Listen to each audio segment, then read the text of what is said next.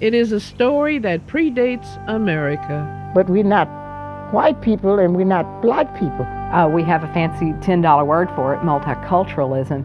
When you start trying to say that or explain it, 99% of America just does not buy it. The American system had no room for them in the middle. I am a Creole. I'm a proud Creole from Cane River. The Creoles are representative of a movement that's starting to happen in America. And that movement is against the idea of race as a deciding feature of a population. This film is funded in part by a grant from the Louisiana Endowment for the Humanities, a state affiliate of the National Endowment for the Humanities. Funding is also provided by a grant from the Cane River National Heritage Area and Commission, and by a grant from the Louisiana State Arts Council through the Louisiana Division of the Arts and the National Endowment for the Arts.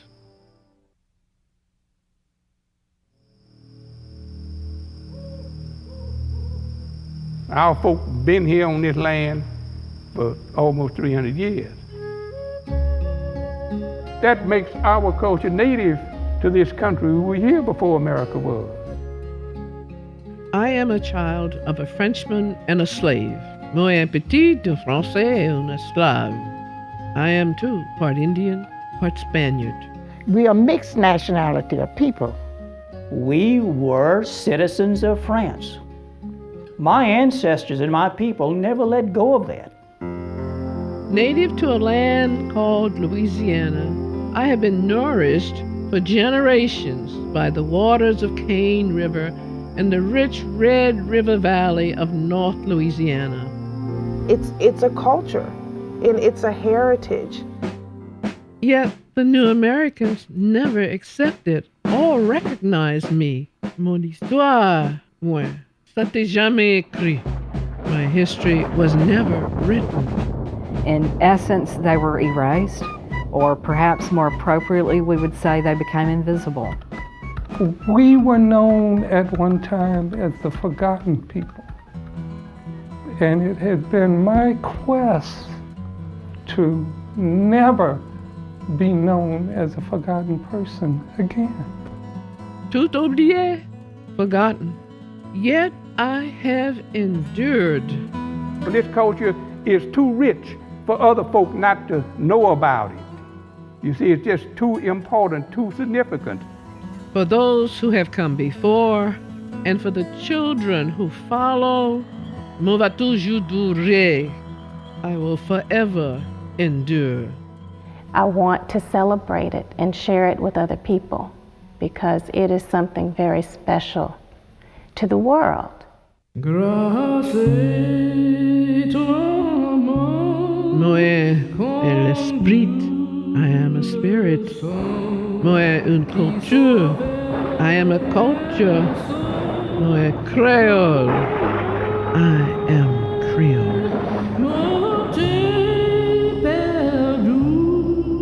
Mais still trouver ces cités, mais tu m'envoies.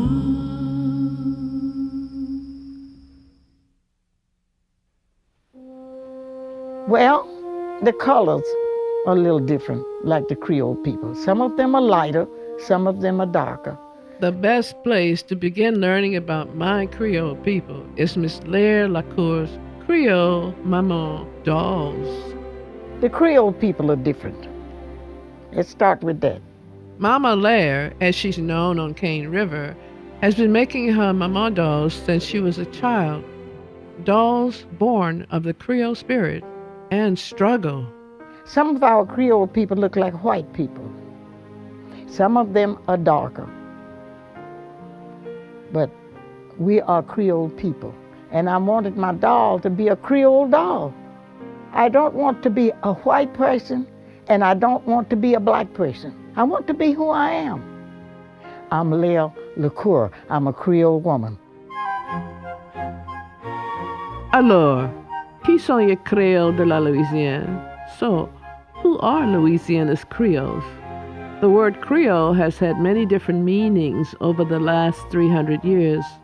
Most definitions center on New World goods that came from Old World stock. Today, Creole refers to people of non-Anglo ancestry who were born in Louisiana during the French and Spanish colonial periods and their descendants. Historically, everyone born in colonial Louisiana was considered Creole. Some were of French or Spanish descent, while others, my Creole people of Cane River, were of a mixed heritage. It's the French, Spanish, African, Native American cultures that define who I am as a Creole. To us, for almost 400 years, Creole has been very simple because that is who we are. And Creole is nothing but an ethnicity and a culture. In Creole communities, almost everyone, a contemporary community, is centered around a church. Catholicism is crucial to Creole identity. St. Augustine on Cane River, established in 1803. This church is the oldest Catholic church in America that was built by non-whites totally. The Creole spirit is strong in Terrell Delphin, president of the St. Augustine Historical Society and a leading advocate of Creole heritage and culture.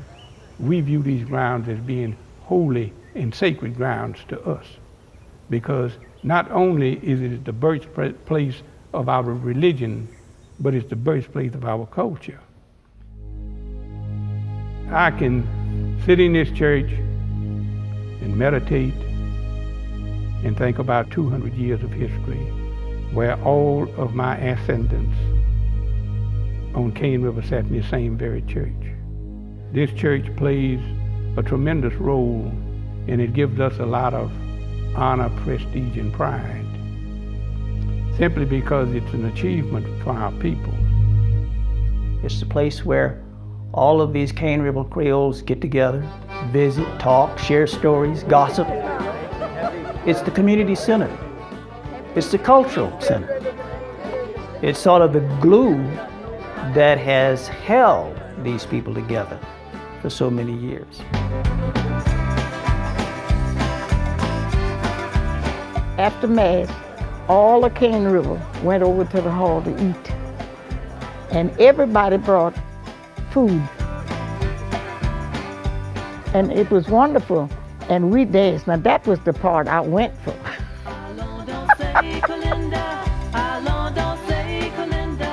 Oh, I love to dance better than I do to eat. My dance come bitter. I dance like an animal.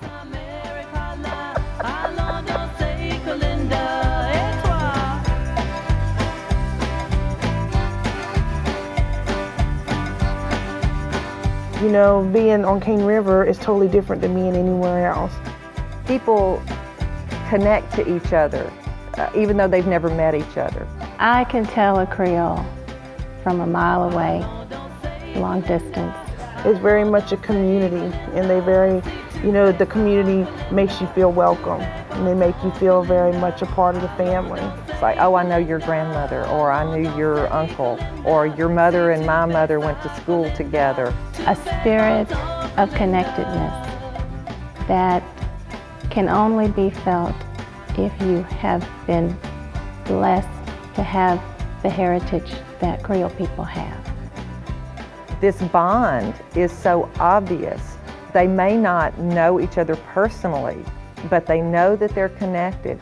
They're connected through these lineages, but they're also culturally connected.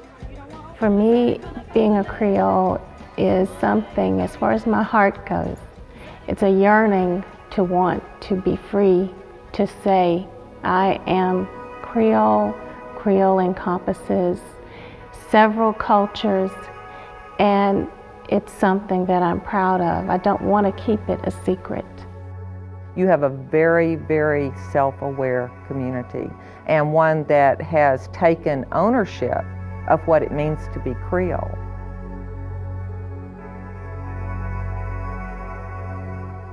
How do you determine that something is Creole? It's very hard to put a definition. You know, a lot of people want to say if your skin is black, then you are African American. If your skin is white, then you are Caucasian. You're in between, so you're Creole.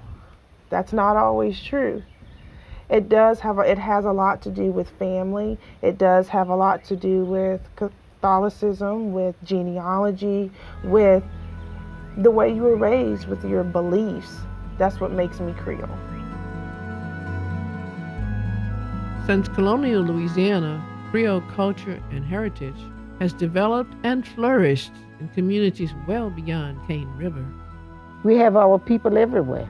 There are 60 communities in this state that I can draw a circle around each one of them. And those are the people that we talking about. Creoles of color. The ties between Creole communities in Louisiana are strong. Carol Delphin's wife Lily is from Filo Cove in South Louisiana. Lily's father was from another South Louisiana colony called Grand Marais. Her mother and father met at a Creole baseball game. Baseball was a big social event for Creoles. It was a time for dressing up and time for meeting new people also. Lily met Terrell at his father's funeral. Actually, he came to see me the next night. As for their daughter Daphne, that makes her a member of 3 Creole communities. In the last century, the Creole spirit has soared to new places. Today, there are thriving Louisiana Creole communities across America in major cities like Chicago and Los Angeles. Ours is the story of this country's first multicultural people. Creole culture is one of the richest and oldest native cultures in America, second only to American Indian. So why is it so few people know or acknowledge us? When you get out there in this wide world and you start trying to tell people that, hey, I am in between the black and white race. I'm not black, I'm not white, I'm in between. I'm a Creole. I'm a multiracial person. When you start trying to say that or explain it, 99% of America just does not buy it. Cane River Creole and author John Sharpie. This multiracial thing, to me, is at the heart of my concept of being Creole, all right? It was at the heart of the concept of my grandparents and great-grandparents and great-parents before them of being Creole. Multiracial seems to not exist. People's eyes are closed to it when it comes to looking at a person of part African and white ancestry. It's a non-existent phenomenon as far as the masses of America is concerned. This race thing, this black-white thing, is an artificial, man-made concept designed for the purpose of divvying up privileges and selling out disadvantages. It's a man-made divider. But when in fact we are all human beings. We have been there all the time, just haven't been paid attention to. So we are not talking about Creolism from a racial perspective. We are talking about Creolism from a cultural perspective, because we don't think it's necessary to debate the race issue. To some, it's about race. To others, culture. To most of my Cane River people, being Creole is about both. All we want to do is be able to identify ourselves as Creole. Like it was in the beginning.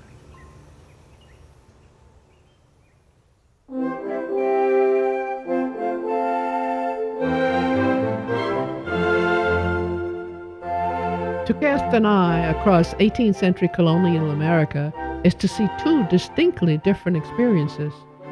English colonies of the East reflected the Anglo traditions of what was to become the United States of America. Louisiana, west of the Mississippi River, and its associated territory belonged to France, and the French colony was up and coming. The early outpost of Natchitoches was founded in 1714. It was very rude, very crude. To say Natchitoches was founded in 1714 is kind of a false concept, because it was really just a few men in a couple of huts. But from that point on, this became a very important trade area. For one, the area around Natchitoches was dominated by the Caddo Indians. Just to the west, Spanish Texas. The first French to arrive were all men, mainly soldiers, as well as traders and laborers. There were no French women that came to the colony early on, and so immediately Indian slavery developed to fill that need. All over Louisiana, French soldiers began to marry Indian women. French traders began to marry Indian women. It was a pretty easy way to gain alliance with a tribe if you married in and had a family and you were kin. This concerned the French commandant, Jean-Baptiste Lemoyne de Bienville, because he was afraid that the soldiers who, would run off and live with the Indians rather than come back and be French soldiers. There were very few African people in Louisiana before 1718, the time the first African slaves arrived in New Orleans. There were Native American women, there were African women who were here in slavery, and because it's human nature for these people to mix, mixing occurred. I'm a 10th generation descendant of Claude Thomas Pierre Matoya and Marie Therese Cohen. One such couple was the French merchant Claude Thomas Pierre Matoya and an African slave named Marie Therese Cohen. In 1768, Marie Therese, the slave lady, and the Frenchman had a set of twins, their first children. Throughout their relationship, they had 10 children, but the first children was a set of twins. And the boy they named the boy Augustin Matoya, and the twin daughter Suzanne. And I'm a direct descendant of the Suzanne line of Matoyas. Well, with the relationship between Claude Thomas Pierre Matoya and the African slave, or the slave lady with African lineage, multicultural people were created. They created multicultural people. And in Colonial Louisiana, you had a three-tier society. You had whites and blacks and mixed breeds who became to be known as Creoles. And that is how I came to be, how my people of Cane River came to be. Each Creole community has one or two families like that are kind of the beginnings of the community. Through the life of the colony, these relationships became very close, very long-lived. The children born of these relationships were well taken care of.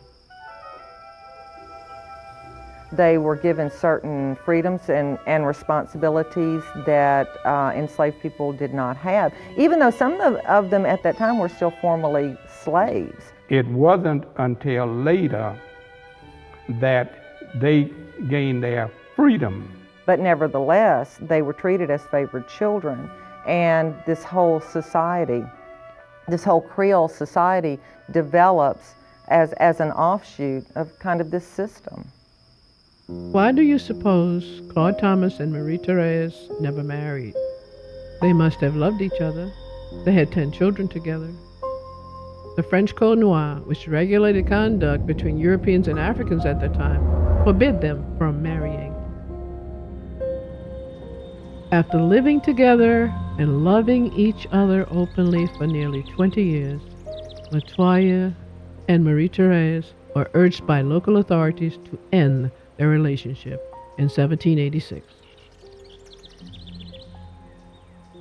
After 18 years of common law in it, cohabitation with Claude Thomas Pierre, he decided that he would get a European woman as his wife to leave his wealth to.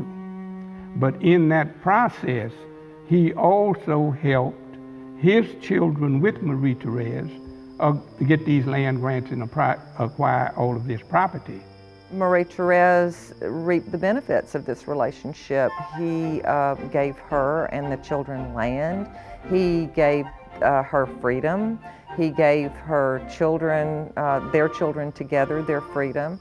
We don't, of course, know how his wife felt about this relationship or about the relationship of his children, but it was not an uncommon thing at that time to maintain two families.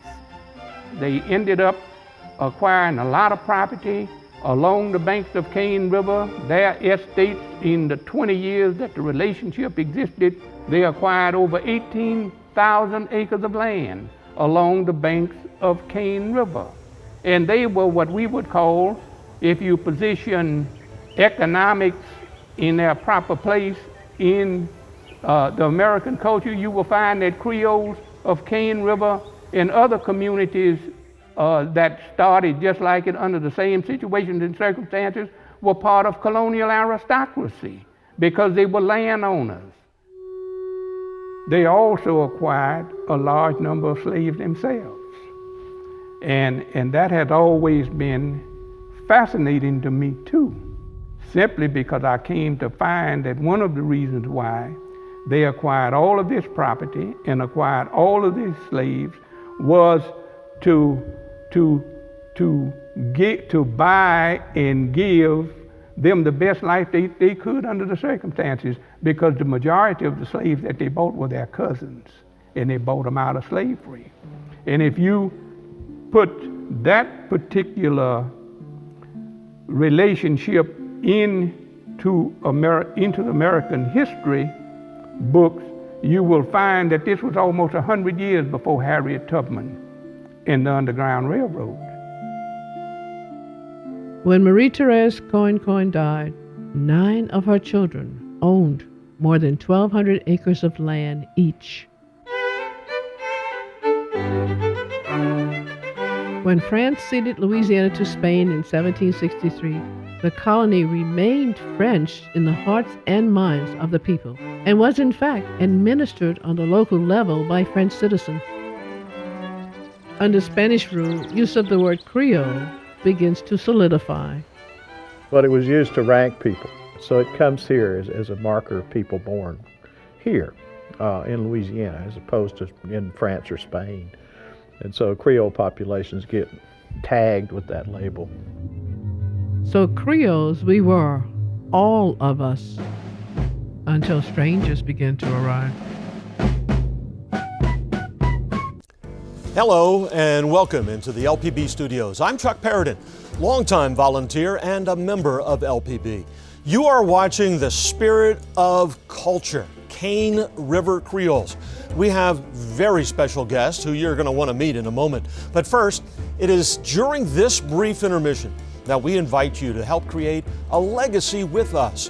Your contribution today ensures that LPB can continue to present stories that would otherwise be left untold. From original productions such as this to Independent Lens and American Masters, well, it is support from you, our viewers, that makes this quality programming possible. Simply call or text GIVE to 888-769-5000 or become a member online at lpb.org and consider becoming a sustaining member with easy monthly donations. Well, now let's hear about the thank you gifts that we have for your pledge of support during this broadcast. For $240 or a monthly sustaining donation of $20, you will receive the Spirit of a Culture combo that includes the Clementine Hunter Mango Wood, A Day at Melrose Plantation serving platter, the Forgotten People paperback book by Gary B. Mills, the Spirit of a Culture DVD, plus LPB Passport, your on-demand library of the best of PBS and LPB. For $156 or a sustaining monthly donation of $13, receive your choice of the Clementine Hunter Mango Wood A Day at Melrose Plantation serving platter or Clementine Hunter Mango Wood Cotton Picking Bowl. For $120 or a sustaining monthly donation of $10, receive The Forgotten People paperback book by Gary B. Mills. And for $72 or a sustaining monthly donation of just $6, receive the program DVD of The Spirit of a Culture, Cane River Creoles, and LPB Passport, your on-demand library of the best of PBS and LPB. Just call or text GIVE to 888-769-5000 and become a friend of LPB today. Or choose not to receive a gift to let 100% of your donation go to support LPB. And some special news, a bulletin just into me, the first caller to pledge $600 or more on a credit card will receive a 2-night stay at the Steel Magnolias House in Natchitoches, Louisiana, plus all those wonderful gifts from tonight's show. Now, the wonderful program that we're watching, if you wait and see the credits at the end, you're going to see Bill Rodman's name a whole lot. He did everything, including sweep up the studio. I mean, he wrote it, produced it, shot it, edited, and let's not forget his wife made a great contribution to it also.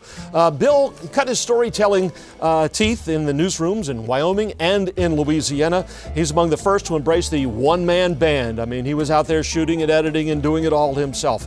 He won some awards for that. 2 Suncoast Emmys awarded to the TV station here in Baton Rouge where he worked. He was the Louisiana Associated Press Reporter of the Year, built a successful Emmy and Addy award-winning production, and he's got into real storytelling, long form, doing documentaries and other things, such as the show that we're watching tonight, Spirit of a Culture, Cane River Creoles. And Bill, what made this a documentary you wanted to tell? Well, Chuck, I got to tell you, we're similar in that we both had news backgrounds. And many, many years ago when I was working in news, I had wandered up to Natchitoches and did a feature story on a delightful woman named Mama Lair. And she made a doll. It was what she called the Creole doll, and learned a lot of interesting things about that doll. For one, it was the official Louisiana doll. I didn't know we had an official state doll before that point. But I guess most importantly, I learned about her people, learned about the Cane River Creole people, and just a fascinating entree into a fascinating subject for sure. And fortunately for both of us, we both knew Beth Courtney, who has made so many things possible for us, for Louisiana Public Broadcasting, and the great programming. And now joining us live from Natchitoches, Louisiana, is Dr. Mark Guidry.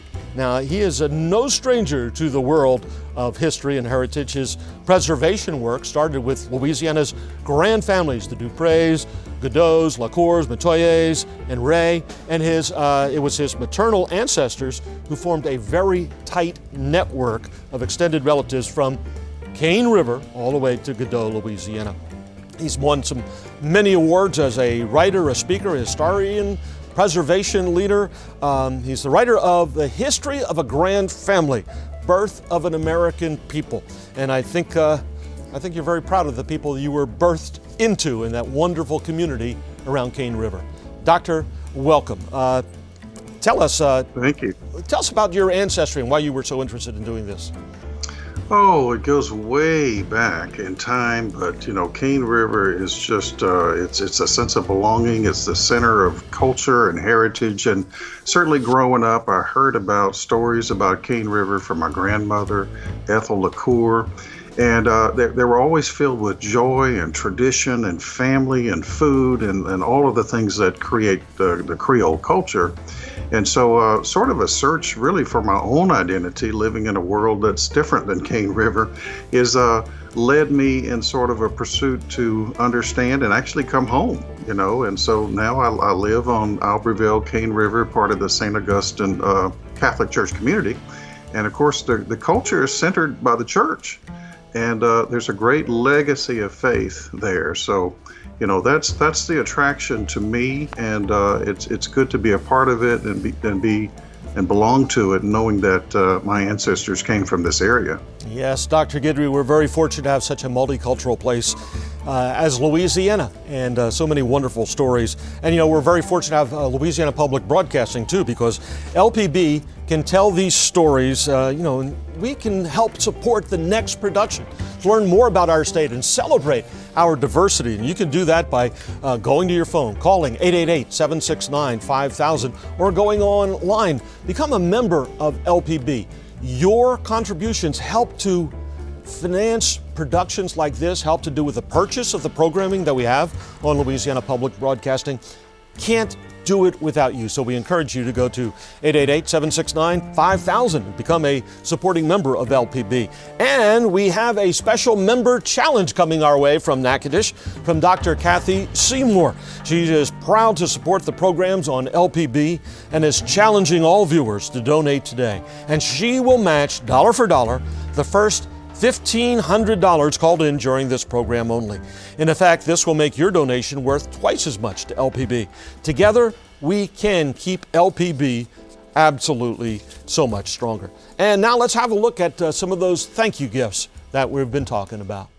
For $240 or a monthly sustaining donation of $20, you will receive the Spirit of a Culture combo that includes the Clementine Hunter Mango Wood, A Day at Melrose Plantation serving platter, the Forgotten People paperback book by Gary B. Mills, the Spirit of a Culture DVD, plus LPB Passport, your on-demand library of the best of PBS and LPB.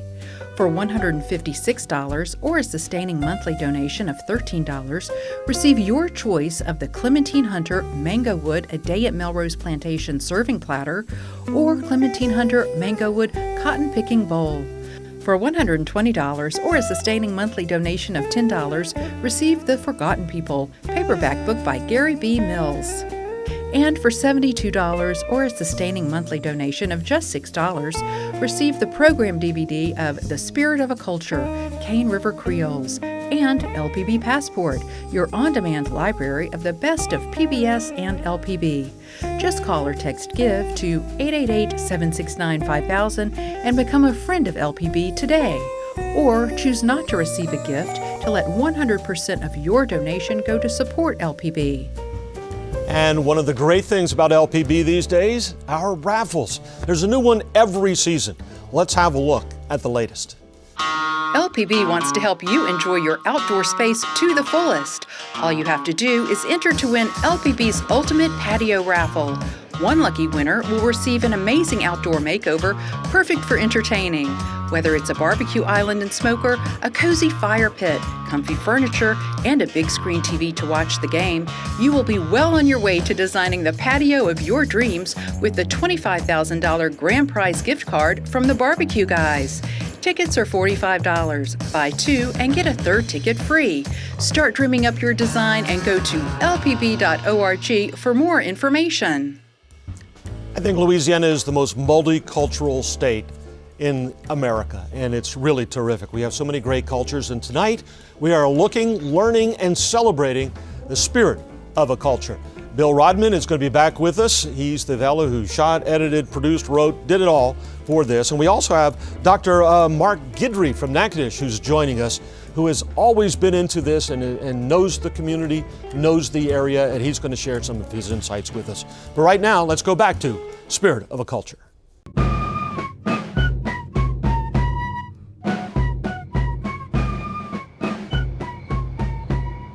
1803, a year to be remembered in French Louisiana, especially on Cane River. It was the year Augustin Matoya, son of Claude Thomas Pierre Matoya and Marie-Thérèse Coincoint, founded St. Augustine and became the patriarch of a burgeoning Cane River Creole colony. Back in the hands of France, it was also to be the fourth and final time Louisiana would change hands. Under French rule, we were treated as a unique race, a unique group of people.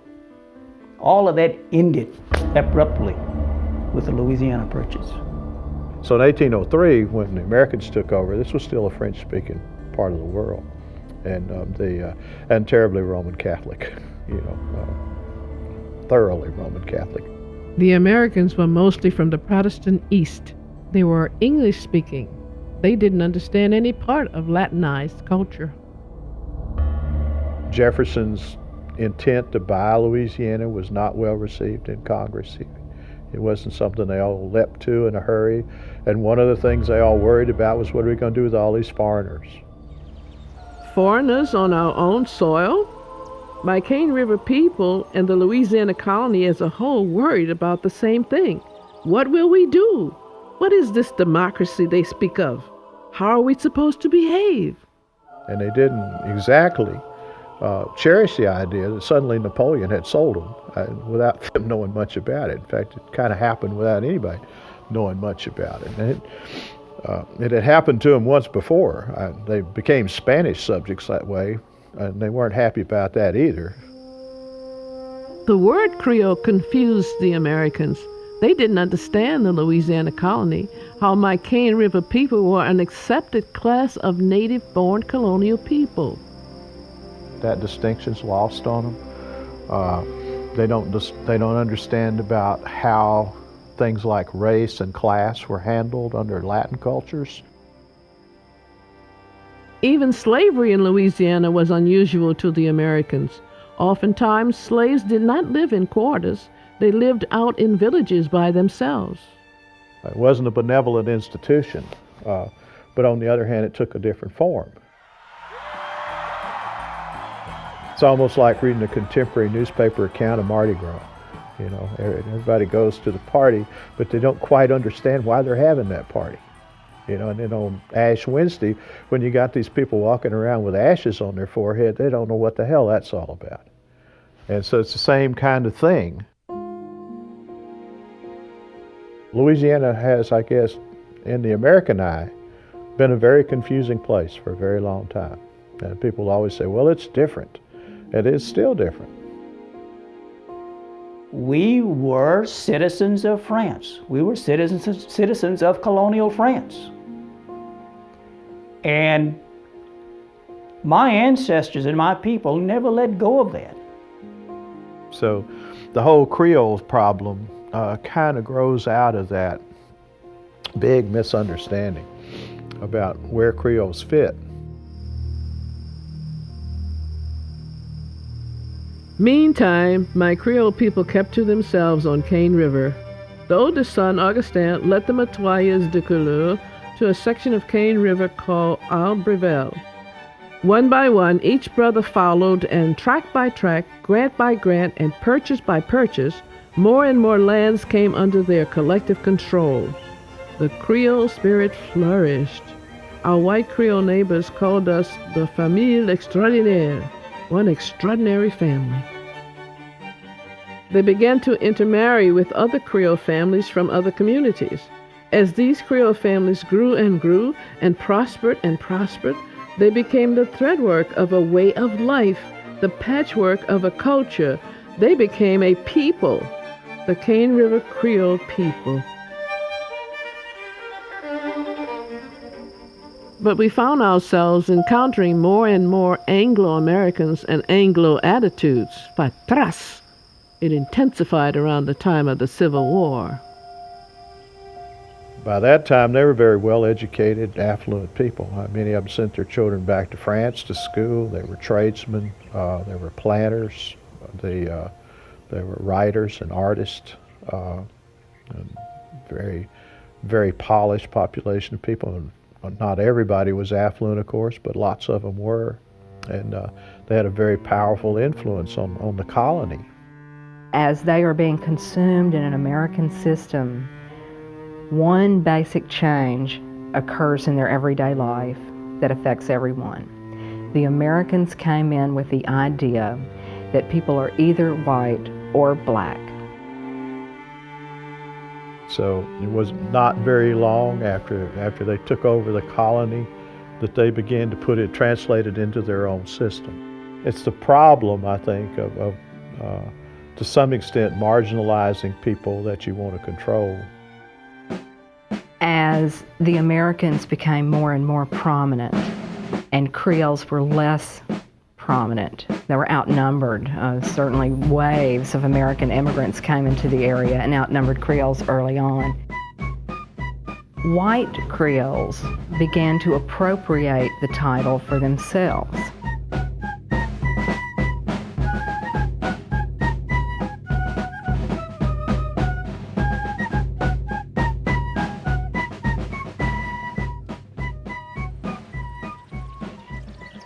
A large part of the Creoles owned slaves. They had an interest in this conflict. But the Creoles, like everybody else in the South, wound up on the Confederate side of the war.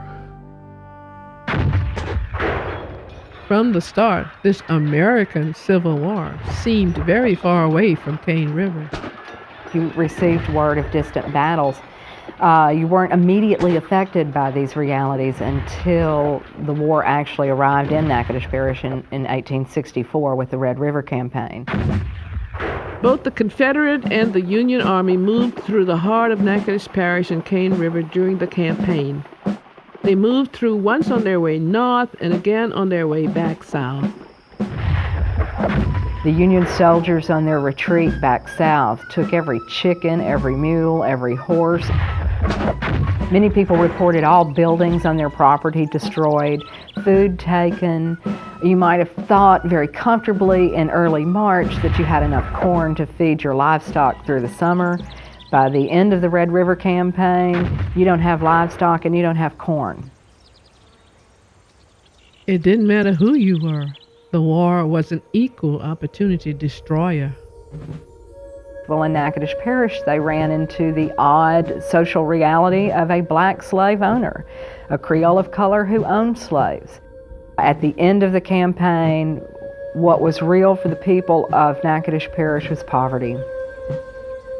By the close of the war, my Creole people had a lot in common with their white neighbors. They're no longer slave owners. Their slaves have been freed by the Emancipation Proclamation. Economically, they're in a lot of trouble. There's no cash flow. There's no money. The most they have is their property. Going into the Civil War, Louisiana was a tri-caste society, meaning there were whites, there were free people of color, and there were black slaves. There are no longer three castes. Everyone's free. The American system had no room for them in the middle. Their system of understanding society and race said one drop of black blood makes you black. My Creole people had long said we are French, too. Yes, we have color. They were there to admit they had color. They were mixed, but they were French. They were somewhere between the white and the black categories that Americans placed on them. Therefore, we have, by the end of the Civil War, lost that separate status for the Creoles, and they find themselves, as they look around in Reconstruction politics, they find themselves being categorized as blacks. When you read, all you will see is white history and black history. There is nothing in between. There's black history, there's white history, but where there is any element of a mixture of white and black, then that mixture has to disappear into black. So all you see is black history. In essence, they were erased, or perhaps more appropriately, we would say they became invisible. Taking away their history over a long enough period of time would essentially take away their identity. You see, captive mind management happens when a dominant culture declares another smaller or another culture as being invisible and non-existent. And all of their contributions is given to other folks as accomplishments of other people than the people that created them themselves. True Louisiana history, when it comes to buildings and structures and architects and carpenters and masonry, people and iron workers and tailors and educated, you will find all of those folk in colonial Louisiana coming out of the Creole culture. But you can't find that in American history books.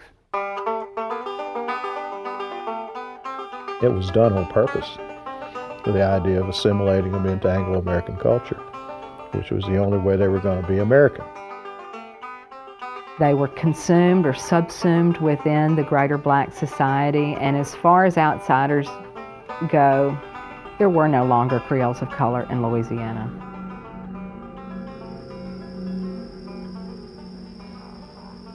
And so as a Creole at that time, if you were a white Creole, you knew that your future rested with your ability to fit in the white category.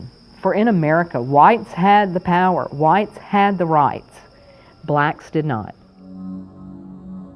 For white Creoles and my Creole people of mixed heritage, the new American system turned their entire world on its ear, forcing a position no one could have imagined. You have to decide as a Creole, where do you fit? And for the first time, many are realizing I have to fit, because if I don't fit one way or the other, I don't fit in this new American scheme of things. The ones with the lighter skin and then the pure white Creoles were the ones that understood our best shot is to clarify the fact that we are white and we're going to put ourselves in the white category. And it's at this point in time when you see the fervent struggle to appropriate the term Creole for whites only. And so when white Creoles began to call themselves Creole and insist that Creoles were white only, they were trying to hold on to two worlds at one time. They're trying to hold on to the traditional heritage that they were raised with, that Creole upbringing. But they want to fit into the white classification of American society. By the late 1800s, my people saw slowly over time the right to call themselves Creole taken away. They simply wanted to maintain that distinction as a different portion of the population, and they're not going to win. Ultimately, the Americanization process takes that away from them.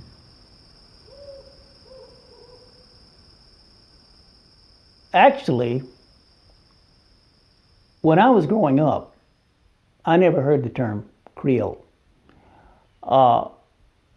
My parents and grandparents and everybody referred to ourselves as French. We are the Frenchmen of Cane River. That's the way we were taught. They couldn't use Creole anymore and be accepted by white Creoles, essentially. But by their calling themselves French, they distinguished themselves from the Americans around them and tied themselves back to the land of their heritage. Increasingly, they found themselves put directly into the black category, and people didn't pay attention anymore to the fact that they were saying, but we're French, we're not American. This is where the struggle for my Creole people began.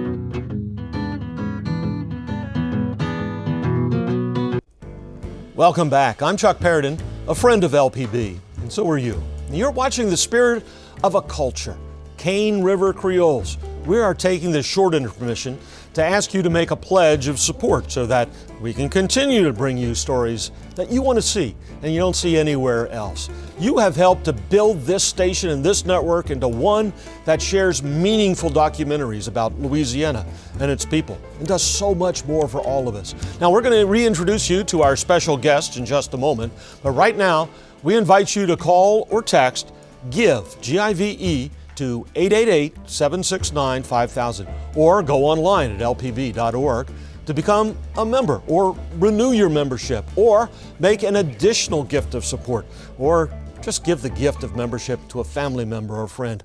Let's hear again about those thank you gifts that are available during this special program. For $240 or a monthly sustaining donation of $20, you will receive the Spirit of a Culture combo that includes the Clementine Hunter Mango Wood, A Day at Melrose Plantation serving platter, the Forgotten People paperback book by Gary B. Mills, the Spirit of a Culture DVD, plus LPB Passport, your on-demand library of the best of PBS and LPB. For $156 or a sustaining monthly donation of $13, receive your choice of the Clementine Hunter Mango Wood A Day at Melrose Plantation serving platter or Clementine Hunter Mango Wood Cotton Picking Bowl. For $120 or a sustaining monthly donation of $10, receive The Forgotten People paperback book by Gary B. Mills. And for $72 or a sustaining monthly donation of just $6, receive the program DVD of The Spirit of a Culture, Cane River Creoles, and LPB Passport, your on-demand library of the best of PBS and LPB. Just call or text GIVE to 888-769-5000 and become a friend of LPB today. Or choose not to receive a gift to let 100% of your donation go to support LPB. Some of my favorite words, but wait, there's more. Because the first caller who pledges $600 or more on a credit card is going to receive a 2-night stay at the Steel Magnolia House in Natchitoches, Louisiana. Plus, all of those gifts that we were just talking about. I tell you, we have a special gift in the people of Louisiana, especially Mr. Bill Rodman, who wrote, produced, edited, and let's give some credit to your wife here too, because she was there with you. Nobody does this alone. You have a good wife to help you out with this. And I know that together you and Flo have produced a number of films. Tell us about some. Oh, we have, Chuck, and I'm so glad that you recognized her because I was anticipating a slap coming from off screen there. But we've been fortunate to produce a lot of films over the years, the last 20 years. The first one that we did with LPB was called The Atchafalaya Swamp Revisited, which recounted photographer C.C. Lockwood's return to the Atchafalaya Basin 25 years after his first landmark work. And then the second, we were blessed to fall in with the Cane River Creoles and tell that story through this documentary that we're all watching right now. We also did a story called Making a Way, which told the African-American story of Cane River. And currently right now we're working on a story on No Man's Land, which is a strip of land just west of Natchitoches along the Texas line that was contested between the U.S. and Spain. And that's a fascinating story as well. And we look forward to sharing that with LPB viewers maybe later this year. Well, I look forward to seeing that. I know that we had the capital of Texas used to be over there in western Louisiana at one point. We're going to look forward to hearing more about that. You know, the people are so unique, and it's always the people. And one man who knows all about the people of the area is Dr. Mark Guidry, who's joining us from his office there. You got patients waiting in the outroom, so we'll try and not keep you too long. Mark, tell us about Louisiana's grand families you've written about. Yeah, the Grand Family is, one of many examples in Louisiana of this extended family network. It's Creoles, people who grew up together, had their sacraments together, had traditions together, and they grew up together around good old Louisiana. And part of the group is LaCours, Matoyas, and Duprees, but also Goodos and Rays.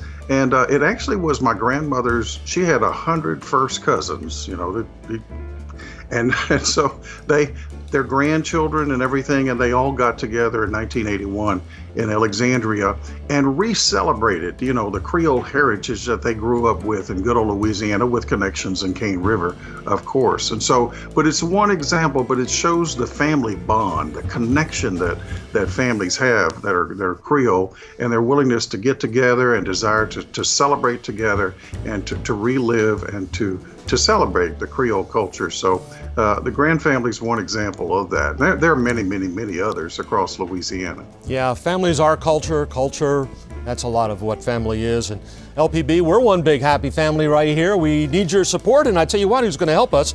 Dr. Kathy Seymour. She has a member challenge from Natchitoches. She is a proud supporter of the programs on LPB and is challenging all of our viewers to donate today, and she's going to match dollar for dollar the first $1,500 called in during this program only. Now, in effect, this is going to make your donation worth twice as much to LPB. So together, we can keep LPB as strong as possible. We've come a long way, baby, and we got a long way to go. Louisiana is a great place to celebrate, and you can help us by, the programming costs money, and it costs money to go out and shoot and produce these things. That happens when you go to the phone and call 888-769-5000 or go to lpb.org/friends. You are the people who make this network possible. We get some money from the state for the electricity and the lights and things, but the programming, kind of on our own for that for the most part, so you're the ones who help make that possible. So we need all the support from you we can get. Bill, are you still there? Yes. I want to know, why don't you talk to the viewers about the community and the region that you covered so well in this documentary? Well, Chuck, I got to tell you, it never ceased to amaze me being up there and getting to know the Cane River Creole people.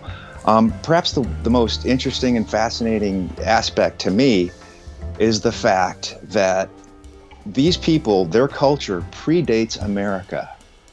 When you think about that, that's pretty astounding. This is a culture that predates America. And also to say that during the Great Migration, Cane River Creole people found themselves migrating north to Chicago, west to Los Angeles, Houston, and many, many points in between. But they will tell you, they have told me, that there is this unspoken connection between all of them. They can recognize another Cane River Creole even without previously knowing them. And I just found that unspoken knowingness was just absolutely incredible, spine-tingling, really. Yeah, and you do a great job of letting us know all about that in your documentary. We thank you for that. And for those of you who are going to become members of LPB, and we have some thank you gifts for you, here's a look.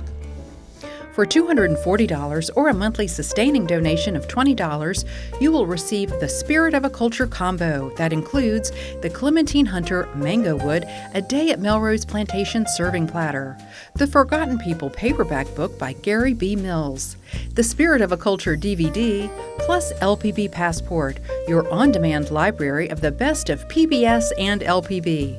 For $156 or a sustaining monthly donation of $13, receive your choice of the Clementine Hunter Mango Wood A Day at Melrose Plantation serving platter or Clementine Hunter Mango Wood Cotton Picking Bowl. For $120 or a sustaining monthly donation of $10, receive the Forgotten People paperback book by Gary B. Mills.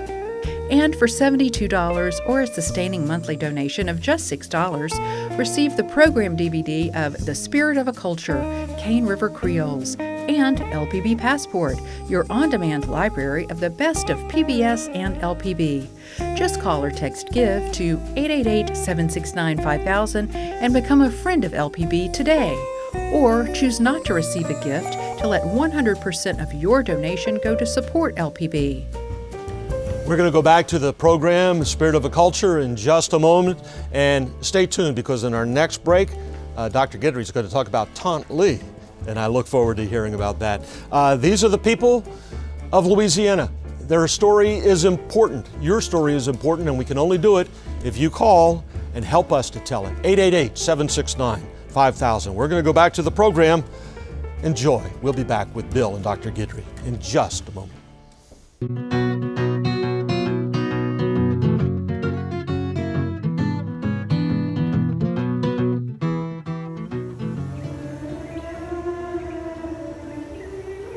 Of course, many of our people didn't like that. We existed and we lived for years on our own, amongst ourselves. It's sort of like saying, we always had our culture. Our Creole culture was not taken away from us. No one could tell us, stop behaving in a certain manner, or stop having a certain religion, or certain practices which are identifiable as our culture. We always had that. What was taken away by the so-called Jim Crow laws was nearly everything else. Essentially, this Jim Crow period started with a landmark case that began in New Orleans. It involved a Creole of color named Ulmer. In 1892, Plessy boarded a train in New Orleans bound for Covington, Louisiana. Upon sitting in a first-class white-only car, he was asked to leave. Plessy refused and was arrested. In fact, in Louisiana through the 1960s, easily, we had a Jim Crow setup where if you went to the doctor's office, there was a black waiting room and a white waiting room. And so here we find the Creoles caught up in this, and they are forced to pass. In their hearts, they're French. In their hearts, they need the third door that says Creole, and they'll be willing to walk in that door and feel proud about their choice. Having to decide white-black is unfair for any Creole at that time. To complicate things even more, other Creoles were caught, like Mama Leah's dolls. Some looked more white than they did black. It seemed the very Creole spirit of our heritage and culture began slipping away. But what they do actually to protect this heritage that they feel is slowly ebbing away, perhaps, because whites have taken the label Creole from them. They continue their insistence on their French heritage, and they build it in their communities. Children were raised with the understanding that we are different. Nous sommes créoles. We are Creole. For many years, we continued parler nos langues créole français, to speak the Creole French language. We knew who we were. We always had. The problem was we were living in a world that didn't recognize us. But to protect their own understanding, their self-identity, they kept their communities tight. We made sure our children met children from other Creole communities, knowing full well that if they moved away and married outside, the tradition, the culture, would follow them right out the door.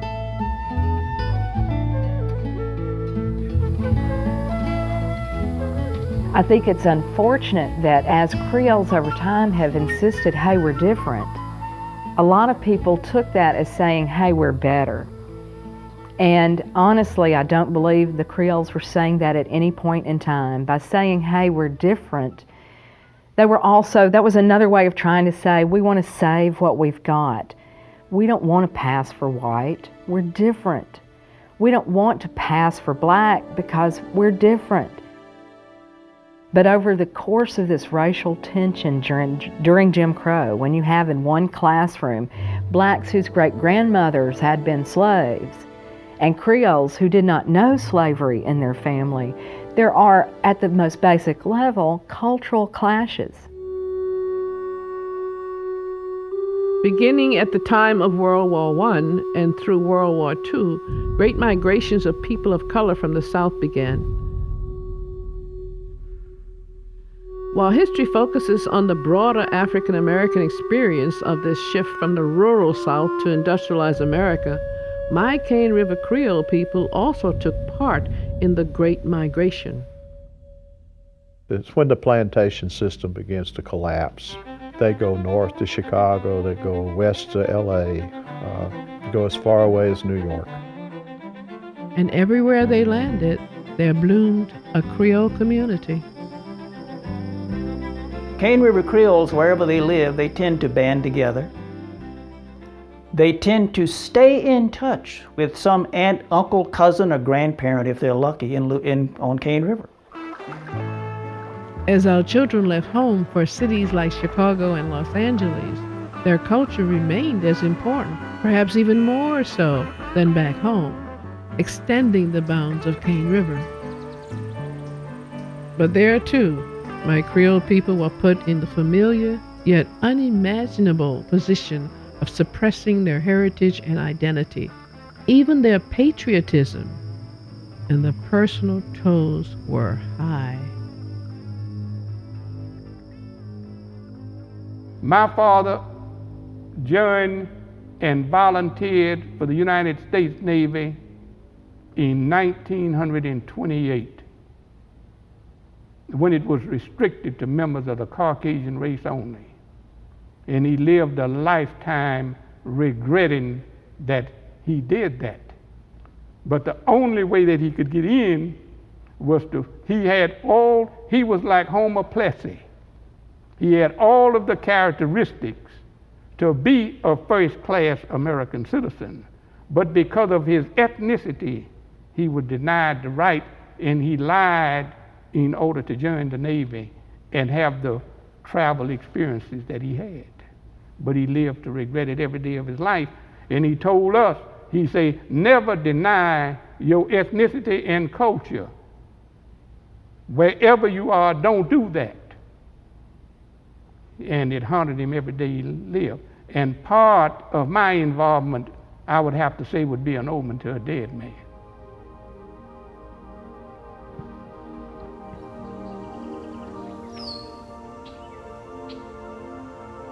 You know, people should have the right to determine their personal and self-identity. The government should not have that right. Many times passing for white was an economic necessity. In terms of feeding their families, they lived in an industrialized city and needed work.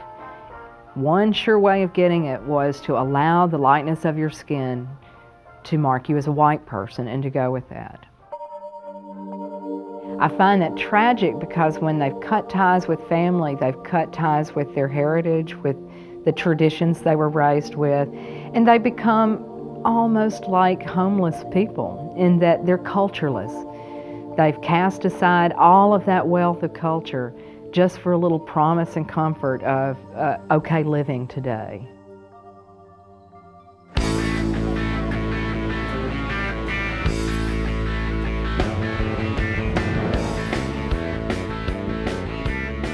In the name of the Father, and of the Son, and of the Holy Spirit, amen. Louis Matoya is a proud California Cane River Creole, an 8th generation descendant of Nicholas Augustin Matoya. When we learn so much about who we are as a person, and when we learn so much about how socially, how to interact with people and stuff, we learn through our culture. The family came to California in about 1963. And that was considered the second wave or migration of our people moving from Louisiana to the West Coast area. What was really on my mind about the move was for the children to get a good education. That's what I really, really wanted. When we came out to California, of course, Dad was the first one to come out for the first 2 or 3 months, and he stayed with my aunt and my uncle at that time. So it was like coming from Louisiana, but yet when we got here, it was just like still being in a part of Louisiana, just a great big city compared to what Natchitoches, Cane River was. But as far as family concerned, we had so much family already out here. It was just like being at home. In more ways than one, it was the height of the civil rights movement, and Louis Matoya remembered familiar descent. Coach Louis? When I was in school, and they would ask you even to fill out a form, you know, and I said, well, I'm Creole, and they said, well, no, you're African American. And of course, at the time, I just went along with it because that was the thing we did in school.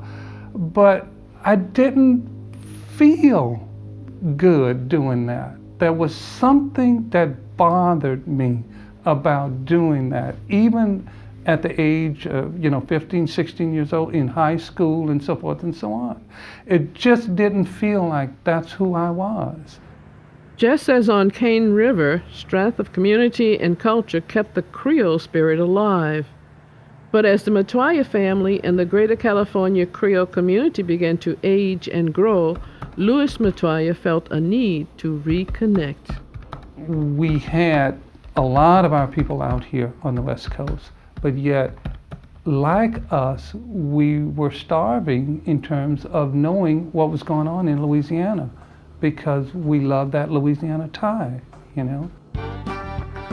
Louis and his family began publishing Bayou Talk, a California Creole newsletter, in 1989. Never in our wildest dreams did we know that it would take off the way it did. By the time we got the second edition out of Bayou Talk, we knew we were going to be called upon as being the answer to so many people's questions and misconceptions and understandings on who are Creoles, who are these people. So it was just an awesome experience, but also forced me, and of course the rest of the members of the family, to look into our own family background, look into our own history, to learn some of those answers to some of those questions that were coming about. There were more and more questions coming about.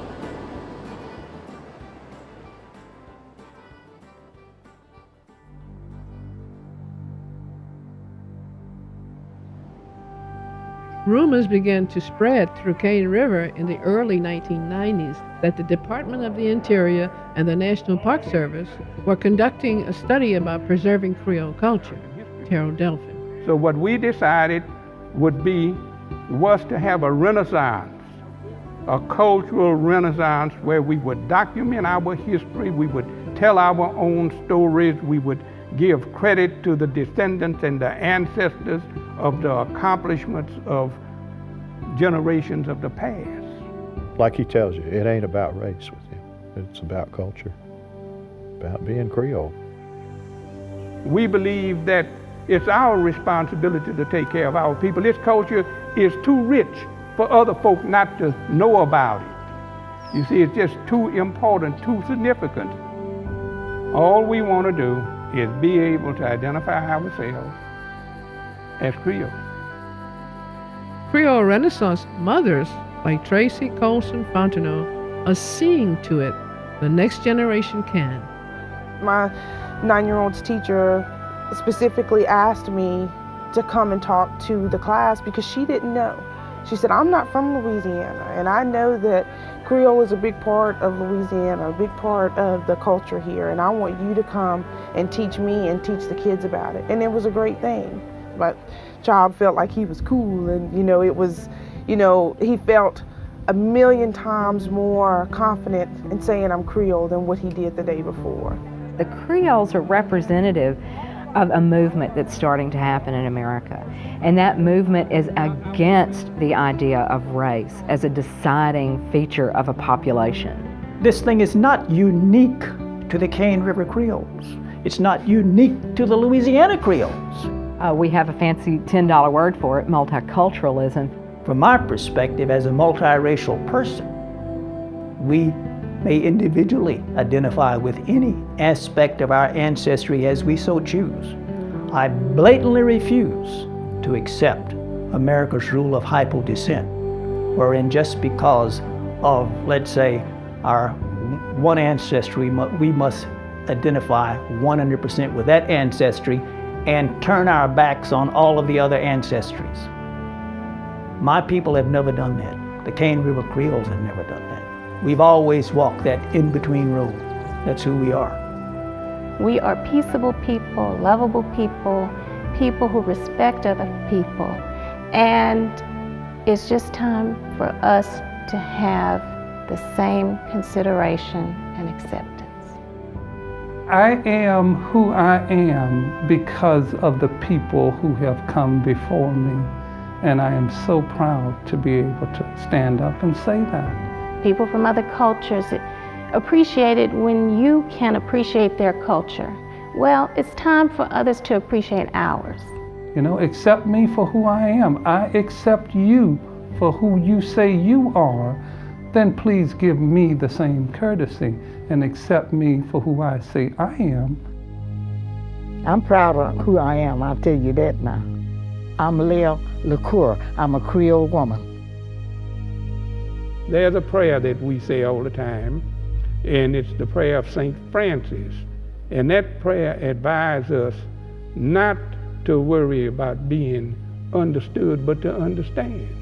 But I have to have a turf battle sometimes with St. Francis in her prayer, because I feel that it's important that not only do we understand, but to ask people that they understand who we are. I am a Creole. I'm a proud Creole from Cane River.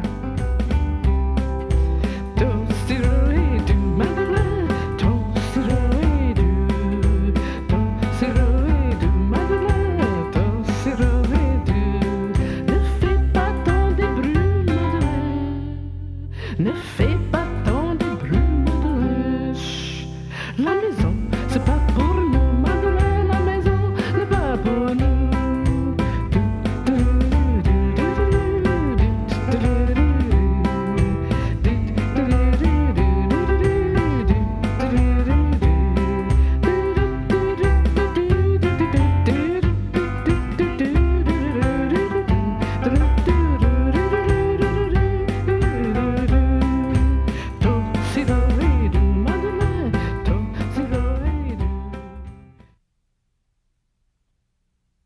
This film is funded in part by a grant from the Louisiana Endowment for the Humanities, a state affiliate of the National Endowment for the Humanities.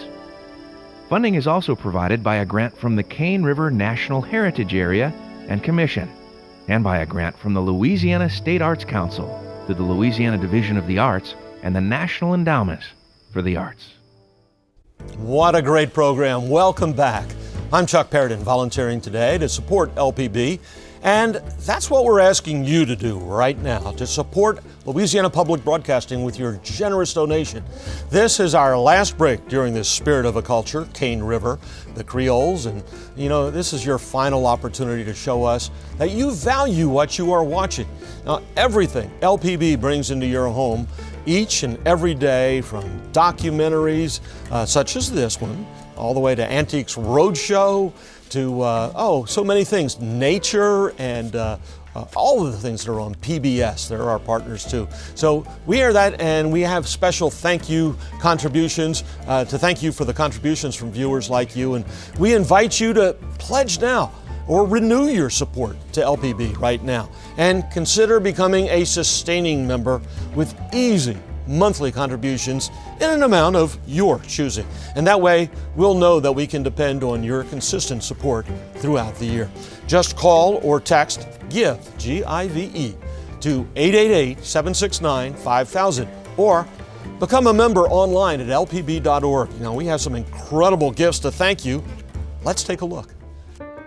For $240 or a monthly sustaining donation of $20, you will receive the Spirit of a Culture combo that includes the Clementine Hunter Mango Wood, A Day at Melrose Plantation serving platter, the Forgotten People paperback book by Gary B. Mills, the Spirit of a Culture DVD, plus LPB Passport, your on-demand library of the best of PBS and LPB. For $156 or a sustaining monthly donation of $13, receive your choice of the Clementine Hunter Mango Wood, A Day at Melrose Plantation serving platter, or Clementine Hunter Mango Wood Cotton Picking Bowl. For $120 or a sustaining monthly donation of $10, receive the Forgotten People paperback book by Gary B. Mills. And for $72 or a sustaining monthly donation of just $6, receive the program DVD of The Spirit of a Culture, Cane River Creoles, and LPB Passport, your on-demand library of the best of PBS and LPB. Just call or text GIVE to 888-769-5000 and become a friend of LPB today. Or choose not to receive a gift to let 100% of your donation go to support LPB. Cool. Man, those are some great thank you gifts. I especially like this bowl. And wait, there is more, because the first caller to pledge $600 or more on a credit card will receive a 2-night stay at the Steel Magnolia House in Natchitoches, Louisiana. Steel Magnolias, everybody loves that. And you also get all the gifts that we've talked about on tonight's show. Now, let's bring back our special guest, Dr. Mark Guidry. And before the break here, before we went back to the show, I was teasing him a little bit about Tante Lee. Tell us about Tante Lee, special person.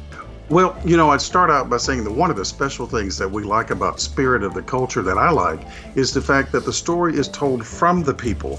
So many people have written about Cane River Creoles from an outside-in perspective, but you miss something if it's not from someone who lives the experience. So thus, Tante Lee. In the late 70s, I had the opportunity to meet a cousin and traveled down here by myself and knocked on her door, and she said, "Bonjour, mes enfants, come in, my son." So I came into the house, and we had this familiarity, this knowing that seems to be made into heaven. I'd known of her, but I'd never met her before. And she gave me a gift that was a lifetime gift of heritage. Her entire life had been spent collecting and researching, but gathering from within the family, not without the family, the history and the heritage of Cane River. She passed on to her from the daughter-in-law of Augustin Matoya, who founded Cane River, was the stories from him about Albreville and Cane River and how this came to be. So it was an inside perspective, and it's a gift really that changed my life and actually put me on track of preservation cause. But Tante Lee was an incredible character, and she knew a lot about the history.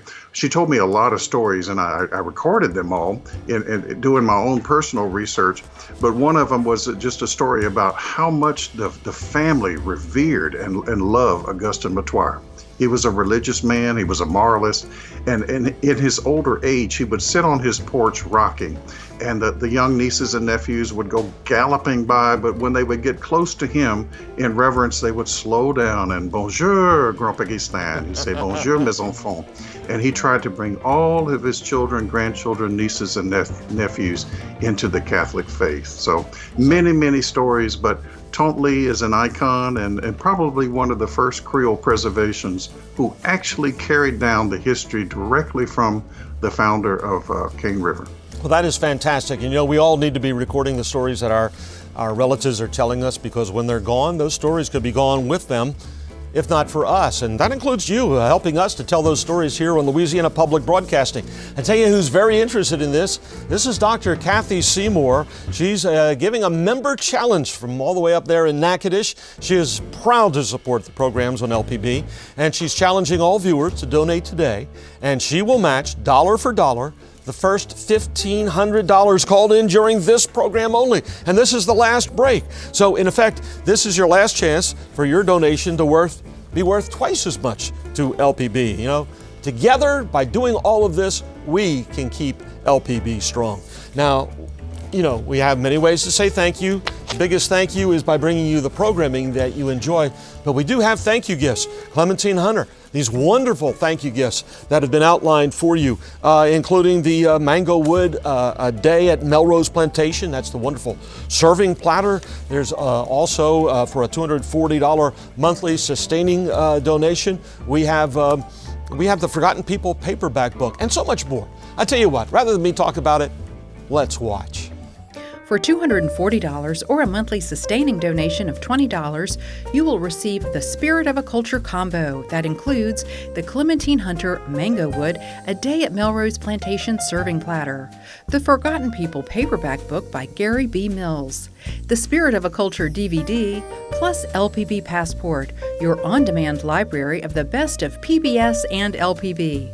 For $156 or a sustaining monthly donation of $13, receive your choice of the Clementine Hunter Mango Wood A Day at Melrose Plantation serving platter or Clementine Hunter Mango Wood Cotton Picking Bowl. For $120 or a sustaining monthly donation of $10, receive the Forgotten People paperback book by Gary B. Mills.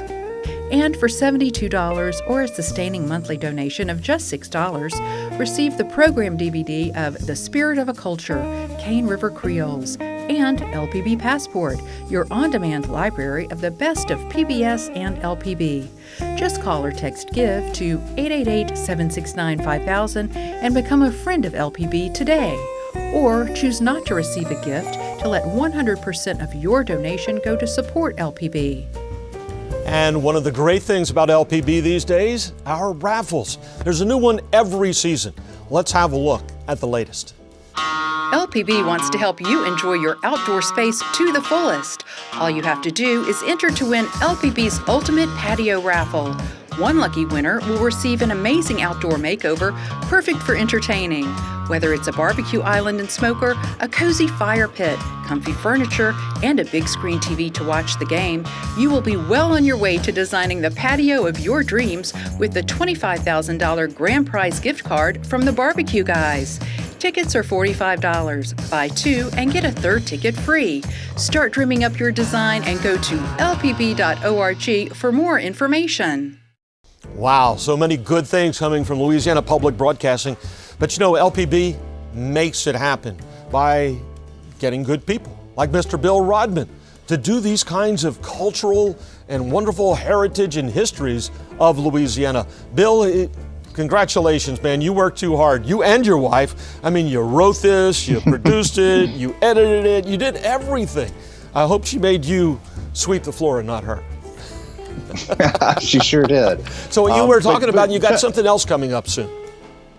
Yeah, so we're working on a documentary about no man's land, which is, again, it's also known as the neutral strip along the Louisiana border there on the Texas line. And fascinating story. Really looking forward to sharing it with LPB viewers. Well, we're going to wrap things up. These are some incredible guests that we've had tonight. Thank you, Bill Rodman, for doing all this work, and your wife too. Thank you, Flo. And Dr. Mark Guidry, thank you. Thank you for keeping this alive in the minds of people, and we really, really appreciate it. That's what LPB is all about. Thank you. We look forward to hearing from you.